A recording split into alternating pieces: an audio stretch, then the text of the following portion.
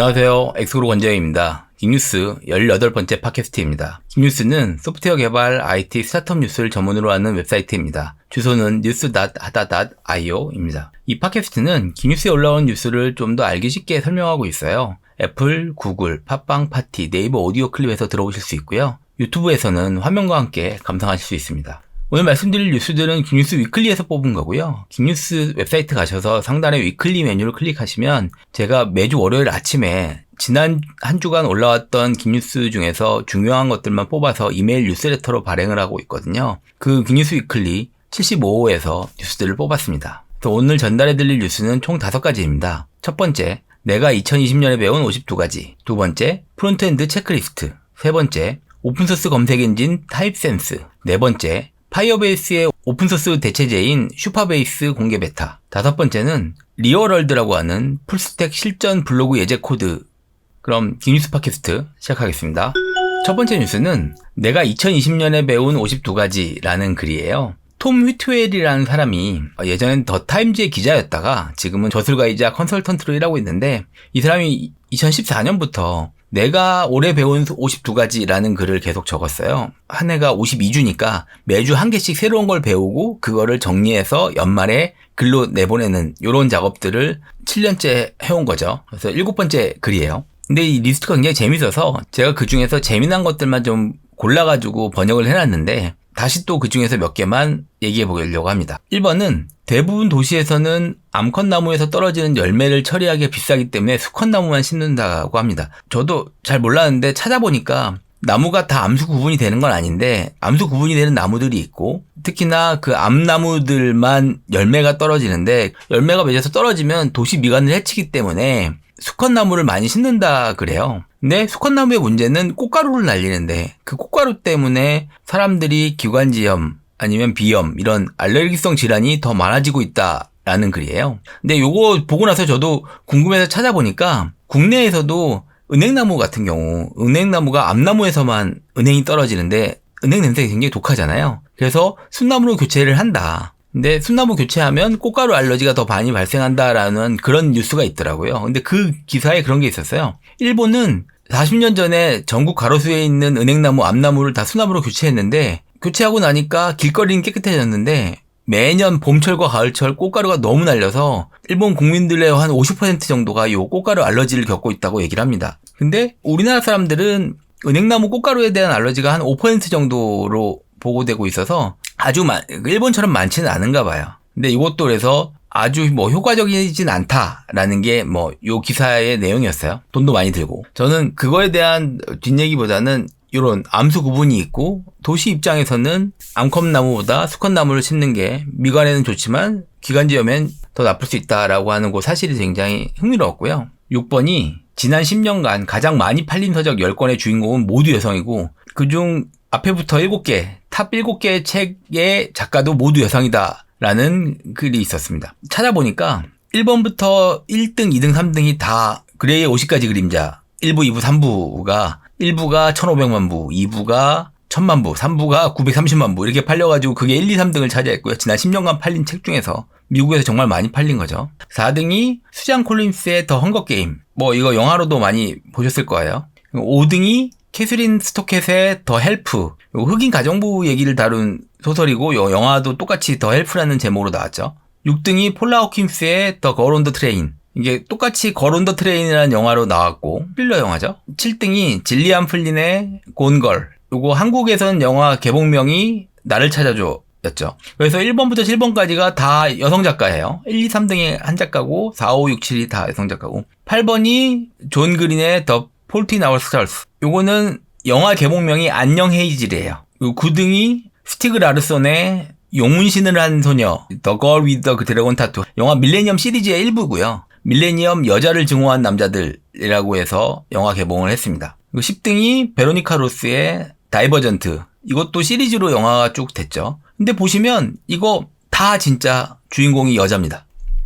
굉장히 특이했어요. 그리고 모든 게 영화가 됐다는 것도 놀라웠고요. 근데 제가 제일 황당했던 건 13번인데요. 사용자가 케냐의 모바일 대출 앱 오캐시, OKASH라고 오캐시를 다운로드 하면은 이제 앱이 연락처 접근 권한을 묻는데요. 연락처 접근 권한을 주면 대출 앱이잖아요. 대출금이 밀리면, 상환이 밀리면 이 앱이 그 연락처에 있는 모든 가족이나 동료, 자기 아는 모든 연락처에 다 메시지 보내가지고 이 사람을 창피하게 만든대요. 이 사람 돈 빌렸는데 안 갚아요. 라는 메시지 보내고 창피하게 만들어서 사용자가 빚을 갚도록 한다고 합니다.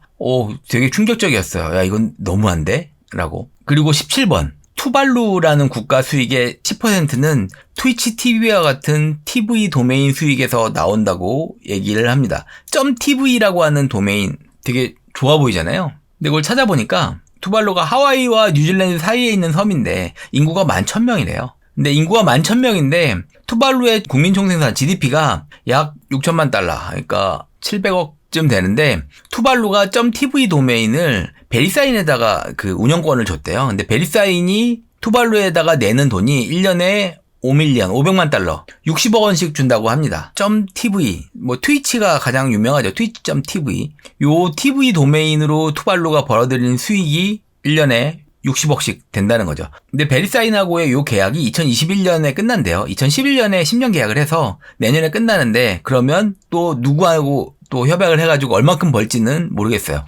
.tv 도메인에 현재 약 50만 개 정도의 도메인이 등록되어 있다고 합니다.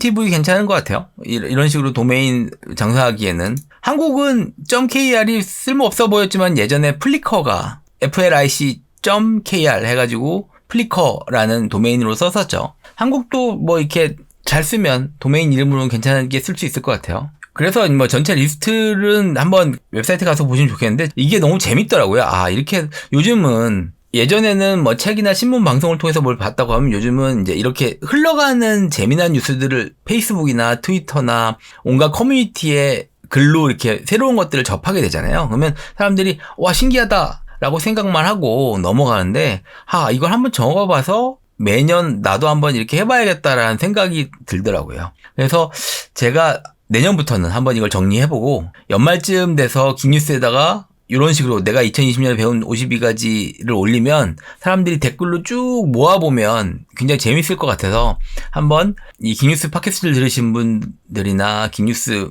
사용자분들께서는 이 52가지 한번 모아보셨으면 좋겠습니다.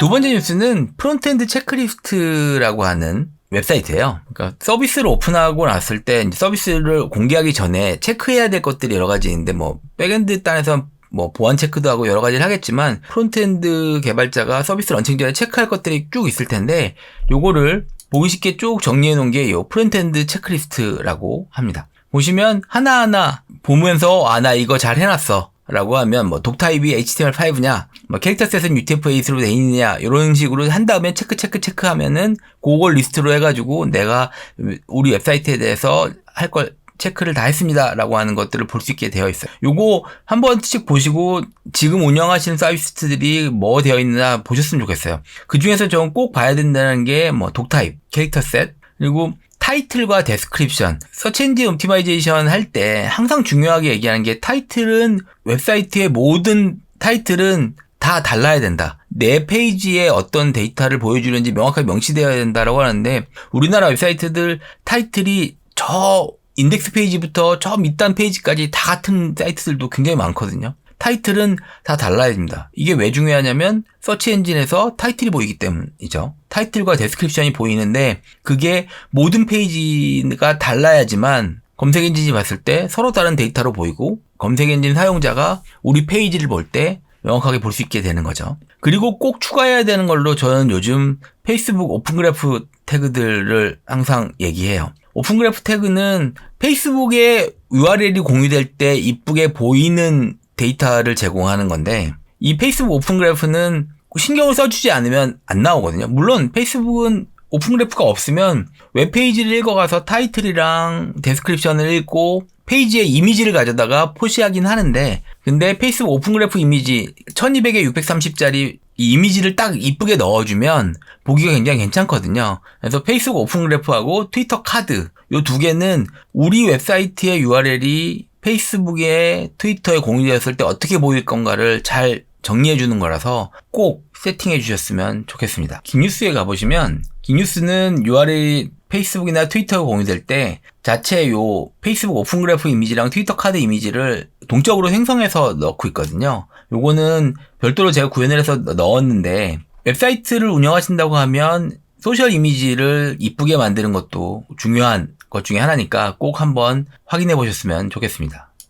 그리고 웹사이트에서 꼭 하나 신경 써야 될 건 사이트맵입니다. 사이트맵은 내 웹사이트에 어떤 URL들이 있는가를 보여주는 거고, 이 사이트맵을 쭉 정리해서 하면은 보통 어디다 주냐면 검색 엔진한테 주는 겁니다. 내 웹사이트에는 이런 URL이 있으니까 이 URL들을 가져가서 인덱싱 해줘 라고 얘기하는 용도로 쓰는 거예요. 거기에 정보들을 보통 주게 돼 있죠. 이 페이지는 하루에 몇 번 바뀌는 거야. 이 페이지는 언제 변경되었어. 이런 정보가 들어가니까 요것들이 빨리빨리 처리가 되게 됩니다. 왜 중요하냐면 긱뉴스 같은 경우는 검색 엔진이 별도로 없고 구글의 그 커스텀 서치 엔진 CSE를 사용하는데요. 지금은 이름이 바뀌었죠. 근데 요 구글 검색 엔진은 어떻게 하냐면 구글이 내 페이지를 빨랑빨랑 인덱싱해 가야지 검색 엔진의 결과가 나오잖아요. 지금 이제 구글 서치 콘솔에 사이트맵을 잘 등록해 주시면 구글 봇이 내 사이트에 계속 와서 사이트맵을 읽어가고 이 페이지 업데이트 됐네? 읽어가서 인덱싱 해야지. 그게 점점 빨라집니다. 그래서 긱뉴스 같은 경우는 지금 새로 글이 올라오면 거의 1시간 안쪽으로 구글에 인덱싱이 되고 바로 검색이 가능하게 되고 있어요. 사이트맵은 웹사이트 운영자분들은 사이트맵을 어떻게 만들고 적용해야 되는지는 한번 보셨으면 좋겠습니다.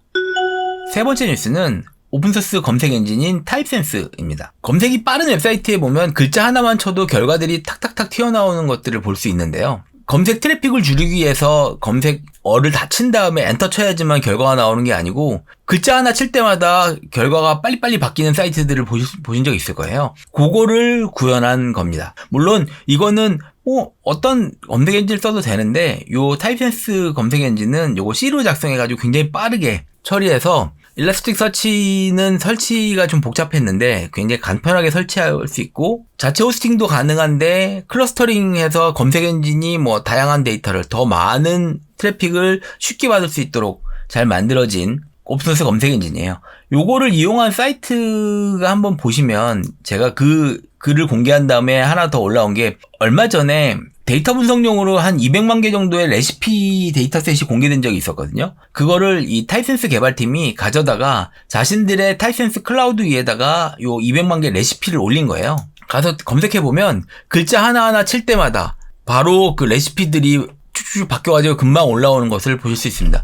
굉장히 빨라요. 결과셋이 이거 어떻게 빠르게 했지? 라고 해서 한번 적용해보면 좋겠다 싶었는데 긱뉴스 사용자분인 퓨어웹님께서 이 타입센스 검색 엔진 가지고 우리나라 주소인 행정동 검색 기능을 만들어서 올려주신 게 있어요. 그래서 굉장히 빠르게 한글 검색도 빠르게 됩니다. 물론 형태소 분석기가 없어가지고 이게 원하는 결과가 잘 나오진 않는데요. 검색이 워낙 빠르다 보니까 요거에 대해서 사실 사람들이 좀 힘을 좀 모으면 재미난 결과가 나오지 않을까 싶어서 저도 지금 긱뉴스가 구글 검색 엔진을 쓰고 있는데 한번 요 타입센스를 적용해서 한번 검색 엔진을 한번 도입해 볼까 이런 생각이 들 정도로 재미난 소스였습니다. 그래서 검색 엔진을 도입해야겠다라고 할 때 한번 이 타입센스 쪽도 검토해 보시면 좋을 것 같습니다. 네 번째 뉴스는 파이어베이스의 대체제인 슈퍼베이스라고 하는 오픈소스입니다. 파이어베이스는 모바일 앱들의 백엔드를 쉽게 만들 수 있어서 많이들 쓰고 있죠. 실시간 데이터베이스하고 리모트 컴퓨테이션, 그거에 클라우드 펑션 이런 것들을 편하게 만들 수 있어서 모바일 앱 개발자들이나 요즘 SPA로 구성된 웹사이트 같은 데서 이 파이어베이스를 많이 쓰는데요. 그 파이어베이스의 기능들을 오픈소스로 구현해가지고 누구나 가져다 쓸 수 있게 만든 서버입니다. 파이어베이스에서 가장 중요한 그 파이어스토어라고 하는 데이터 스토어, 실시간 DB 엔진이 가장 중요한 기능을 하기 때문에 그것부터 만들고 그 다음에 사용자 관리 기능이나 스토리지, 펑션 이런 파이어베이스와 거의 비슷한 기능을 만들기에 노력하고 있다고 실제로는 그 슈퍼베이스 만든 사람이 와서 긱뉴스에 댓글을 달아주셨어요. 이거 한국분은 아니고 외국분이 저희 긱뉴스의 구글 번역으로 오셔서 댓글을 남겨주셨어요. 굉장히 열정적으로 활동하시는 것 같아요. 파이어베이스는 무료로 쓸 수는 있지만 어느 정도 양을 넘어가면 종량제 요금이 굉장히 비싸지기 때문에 내가 무료인데 사용자가 많아지면 파이어베이스 쓰기 어려워지거든요. 그럴 때 요 대체제로 한번 써보실 만한 것 같습니다. 저는 요 슈퍼베이스 댓글에 누가 팔스닷컴을 말씀해 주셔서 생각이 나서 찾아봤는데 팔스닷컴은 파이어베이스랑 비슷한 모바일 백엔드, 그러니까 어플리케이션 백엔드를 쉽게 만드는 클라우드 서비스 뭐 백엔드 해저 서비스였는데 페이스북이 인수했죠. 그러고 나서 페이스북이 인수하고 나서 사실은 유명무실해졌다가 어느 순간 이 팔스를 오픈소스로 분리해가지고 지금은 오픈파스 플랫폼.org라고 해서 별도로 오픈소스로 분리가 됐고 굉장히 많은 사람들이 이미 개발을 하고 있더라고요. iOS나 안드로이드나 자바스크립트, 뭐 유니티, PHP 이런 데서 쓸 수 있게 원래 파스닷컴이 그런 것들 다 지원했었거든요. 그걸 그대로 사용할 수 있어서 만약에 모바일 백엔드를 만든다고 했을 때 그냥 파이어베이스를 그냥 써도 되는데 파이어베이스를 대체할 것들을 쓴다라고 하면 소파베이스나 팔스 플랫폼 요 두 가지를 같이 보시면 좋을 것 같습니다.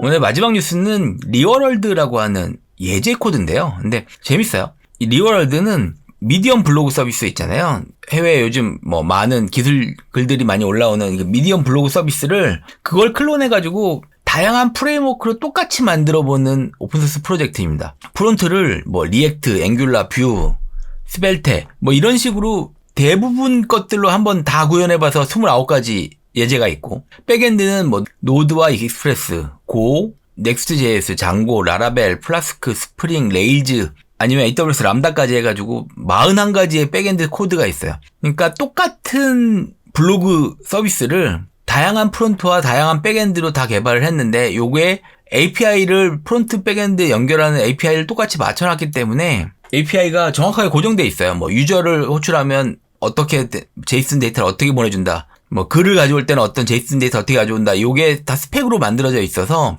똑같은 사이트를 여러 가지 플랫폼을 만들어놨기 때문에 내가 지금 예제는 뭐 두 개가 하나씩 묶여 있는데 프론트와 백엔드에 묶여 있는데 난 이쪽 프론트 코드랑 이쪽 백엔드 코드를 섞어서 해보고 싶어. 아니면 우리 회사의 프론트엔드 개발자는 요거에 친숙한데 백엔드는 이거에 친숙해라고 하면 두 개를 섞어서 테스트해 볼 수 있어서 한번 어떤 하나에만 익숙해지고 나면 다양한 언어를 배우는 데도 좋을 것 같고요. 회사에서 이런 뭐 특정 스택으로 사이트를 만든다고 했을 때 그거를 참고해보기 되게 좋은 리파지토리가 되겠습니다. 그래서 프론트엔드와 백엔드를 수십 종으로 만들어 놓은 되게 재미난 리파지토리여서 한번 새로운 프레임워크를 봐야 된다라고 할 때 요 리워럴드 리파지토리 가셔서 지금 프론트와 백엔드에 맞는 것들을 찾아보시고 그걸로 참고하시면 굉장히 좋을 것 같습니다. 빅뉴스 팟캐스트 오늘은 여기까지고요. 다음 시간에 또 좋은 뉴스로 찾아뵙겠습니다. 고맙습니다.